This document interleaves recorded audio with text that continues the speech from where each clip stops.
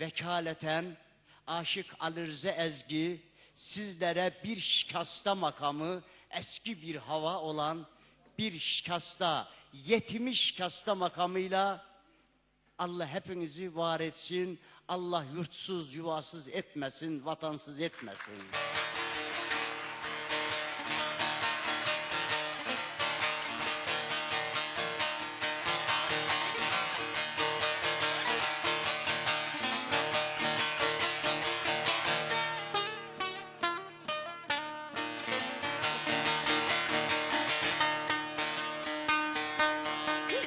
Aman aman